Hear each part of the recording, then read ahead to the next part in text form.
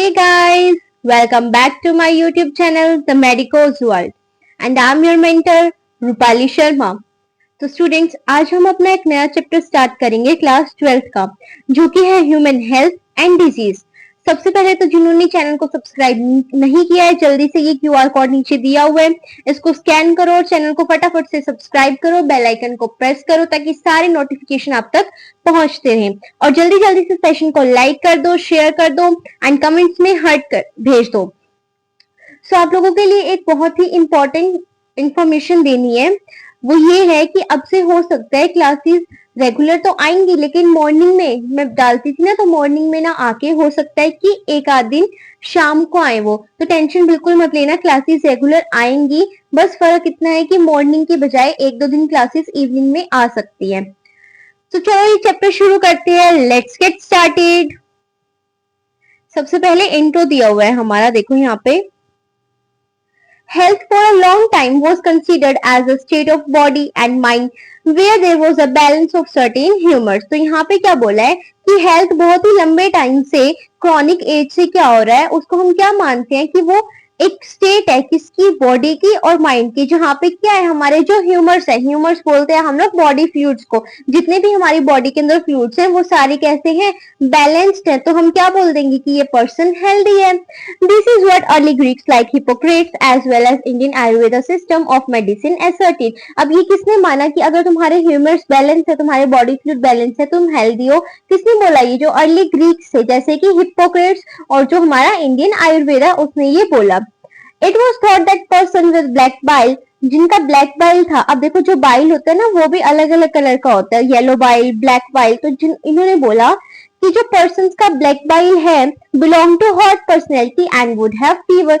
जिनका black bile होगा, body fluid यानी कि जो बाइल है वो ब्लैक होगा, तो उनकी पर्सनैलिटी कैसी होगी? उनकी हॉट पर्सनैलिटी होगी। ये वाला हॉट नहीं है जो तुम समझ रहे हो, गलत डायरेक्शन में नहीं जाना। हॉट पर्सनैलिटी का मतलब कि उनका टेम्परेचर ज्यादा रहेगा बॉडी का, उनको हर टाइम फीवर महसूस होगा, बुखार जैसा लगेगा। This idea was arrived at by pure reflective thought, the discovery of blood circulation by William Harvey using experimental method and the demonstration of normal body temperature in person with black bile using thermometer disproved the good humor hypothesis of health। अब देखो यहाँ पे क्या हुआ, सबसे main important जो MCQ आएगा, पक्का आ सकता है, वो क्या है कि जो डिस्कवरी है ब्लड की सर्कुलेशन की, वो किसने की थी? विलियम हार्वे ने की थी। ये अच्छा क्वेश्चन है, इसको याद रखना। विलियम हार्वे ने यूजिंग एक्सपेरिमेंटल मेथड से की थी, और डेमोन्स्ट्रेशन जो था हमारे नॉर्मल बॉडी टेम्परेचर का किन लोगों के अंदर जिनका ब्लैक बाइल था, यूजिंग द थर्मोमीटर, उसने क्या कर दिया? डिस्प्रूव कर दिया गुड ह्यूमर हाइपोथेसिस को, हेल्थ की। जो ऊपर बोला था ना कि जिनका ब्लैक बाइल होगा उनकी कैसी पर्सनैलिटी होगी? हॉट पर्सनैलिटी होगी, मतलब कि फीवर रहेगा। तो ये जो विलियम हार्वी है, इन्होंने क्या किया? डिस्कवरी कर दी ब्लड की सर्कुलेशन की, एक्सपेरिमेंटल मेथड किया, एक्सपेरिमेंट किए बहुत सारे, और डेमोन्स्ट्रेशन किया, यानी कि एक्सपेरिमेंट परफॉर्म किया नॉर्मल बॉडी टेम्परेचर के ऊपर। किन लोगों के नॉर्मल बॉडी टेम्परेचर को देखा? जिनका हमने बोला था कि ब्लैक बाइल है। तो इन्होंने क्या देखा कि यहाँ पे हर टाइम ही उनका फीवर नहीं रह रहा, उनको हॉट पर्सनैलिटी हर टाइम नहीं है। तो उन्होंने क्या कर दिया? डिस्प्रूव कर दी जो गुड ह्यूमर हाइपोथेसिस थी हमारी हेल्थ की। In later years biology stated that mind influences through neural system and endocrine system, our immune system, and that our immune system maintains our health. Hence, mind and mental state can affect our health. Of course, health is affected by। अब देखो यहाँ पर क्या बोला है कि बाद कुछ टाइम बाद क्या हुआ, जो हमारी बायोलॉजी है उसने क्या बोला, जो बायोलॉजी सब्जेक्ट हम पढ़ रहे हैं, कि जो माइंड है, जो तुम्हारा दिमाग है, वो क्या इन्फ्लुएंस करता है, वो अफेक्ट होता है किसके थ्रू? न्यूरल सिस्टम के थ्रू भी और एंडोक्राइन सिस्टम के थ्रू भी, क्योंकि हॉर्मोन्स भी तो ब्रेन पे एक्ट करेंगे ना जाके, और न्यूरल सिस्टम से जो न्यूरॉन निकल रहा है वो तो ऑफकोर्स एक्ट कर ही रहे हैं। और किस पे इफेक्ट डालते हैं? वो हमारे इम्यून सिस्टम पे, इम्यूनिटी पे। और जो हमारा इम्यून सिस्टम है वही तो हमारी हेल्थ को मेंटेन करने के लिए रिस्पॉन्सिबल होता है। इसीलिए जो माइंड है या फिर मेंटल स्टेट है, वो दोनों ही अफेक्ट करती है किसको? हमारी हेल्थ को। यानी कि अगर तुम लोग को कोई बीमारी नहीं है, डिजीज फ्री है तुम्हारी बॉडी, तब भी तुम नहीं कह सकते कि तुम हेल्दी हो। तुम्हारी मेंटल स्टेट, जो तुम्हारा इमोशनल स्टेट है, फिजिकल स्टेट है, सोशल बिहेवियर है, वो सब भी क्या होने चाहिए? नॉर्मल होने चाहिए, तभी तुम एक हेल्दी पर्सन कहलाए जाओगे। अब जो हमारी हेल्थ है उसको कौन कौन अफेक्ट करता है? हमारे जेनेटिक डिसऑर्डर्स, इन्फेक्शंस, लाइफस्टाइल, और यहाँ पे एक पॉइंट हो जाता है, अल्कोहल।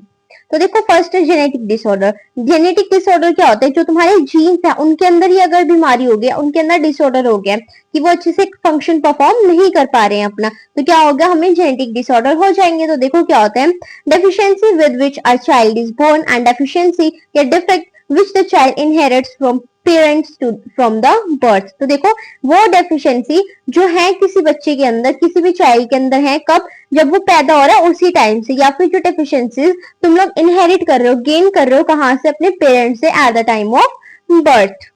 नेक्स्ट है हमारा इन्फेक्शन। अगर तुम लोगों को कोई इन्फेक्शन हो जाए तो भी तुम कैसे होंगे, तो तुम अनहेल्दी कहलाए जाओगे, हेल्दी नहीं रहोगे। या फिर तुम्हारा जो लाइफस्टाइल है, आज के टाइम में लोग क्या खाना पसंद करते हैं, fast food, junk food, pizza, burger, chips, cold drink, ये सब खाना पसंद करते हैं ना। और जो अच्छा हेल्दी डाइट है वो तुम लोग लेते नहीं हो।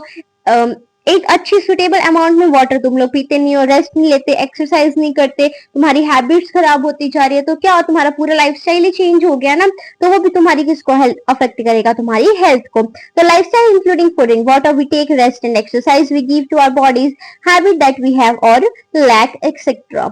नेक्स्ट है हमारा The term health is very frequently used by everybody. How do we define it? अब तुम लोगों को हेल्थ की डेफिनेशन बताइए, ये देखो अच्छे से। Health does not simply mean absence of disease or physical fitness. Health का मतलब सिर्फ ये नहीं है सिंपली कि तुम लोगों को कोई बीमारी नहीं है, एब्सेंस ऑफ डिजीज है, तुम लोग फिजिकली फिट हो, बाहर से अच्छे खासे दिख रहे हो, तुम्हारी बॉडी अच्छी है तो तुम हेल्दी हो, ना जी ना, ऐसा नहीं होता। It could be defined as a state of complete physical होना चाहिए, physical, mental and social wellbeing. तुम लोगों का फिजिकली भी तुम हेल्दी होने चाहिए, तुम्हारी मेंटल स्टेट भी अच्छी होनी चाहिए, कोई स्ट्रेस नहीं होना चाहिए, टेंशन नहीं होनी चाहिए, इमोशनल स्टेट भी अच्छी होनी चाहिए, और तुम लोगों का जो सोशल बिहेवियर है, सोसाइटी में तुम किस तरीके से रह रहे हो, लोगों के साथ कैसे बात कर रहे हो, उनके साथ कैसे उठ रहे हो, कैसे बैठ रहे हो, तुम्हारा बिहेवियर क्या है, तुम लोग कोई क्रिमिनल एक्टिविटी तो नहीं कर रहे हो, वो सब भी अफेक्ट करता है तुम्हारी हेल्थ को। तो अगर तुम लोग सोशली भी हेल्दी हो, फिजिकली भी और मेंटली भी, और तुम लोग क्या हो, एब्सेंस ऑफ डिजीज है तुम्हारी बॉडी में, तो तुम हेल्दी कहलाए जाओगे, ठीक है।